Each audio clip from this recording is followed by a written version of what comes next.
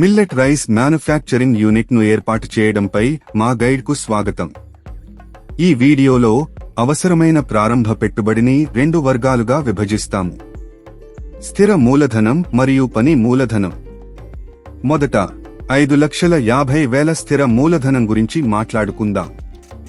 ఇందులో భవనం, యంత్రాలు, పరికరాలు వంటి దీర్ఘకాలిక ఆస్తులలో పెట్టుబడి ఉంటుంది.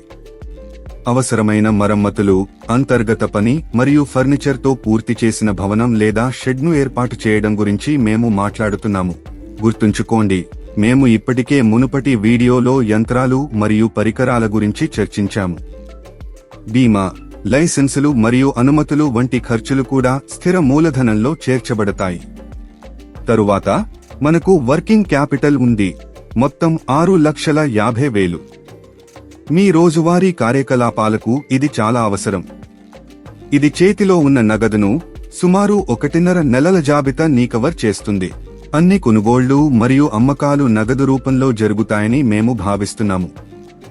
వర్కింగ్ క్యాపిటల్ యొక్క ఈ గణన మీరు లాభదాయకతను చేరుకునే వరకు ప్రారంభ నగదు నష్టానికి కూడా కారణమవుతుంది. మా రాబోయే వీడియో కోసం వేచి ఉండండి. ఇక్కడ మేము త్వరగా లాభదాయకతను చేరుకోవడానికి ప్రారంభ ఖర్చులను తగ్గించే చిట్కాలను పంచుకుంటాము. కాబట్టి మీ మిల్లెట్ బియ్యం తయారీ యూనిట్కు మొత్తం మూలధన పెట్టుబడి 12 లక్షల రూపాయలు. ఇది మీ వ్యాపారం కోసం మీకు స్పష్టమైన ఆర్థిక ప్రణాళికను ఇస్తుంది.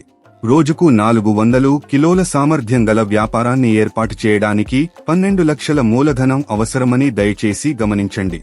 ఈ మూలధనాన్ని ఎక్కడ నుండి పొందాలో అర్థం చేసుకోవడం, మీకు ఎంత అవసరమో తెలుసుకోవడం ఎంత ముఖ్యమో అంతే ముఖ్యం.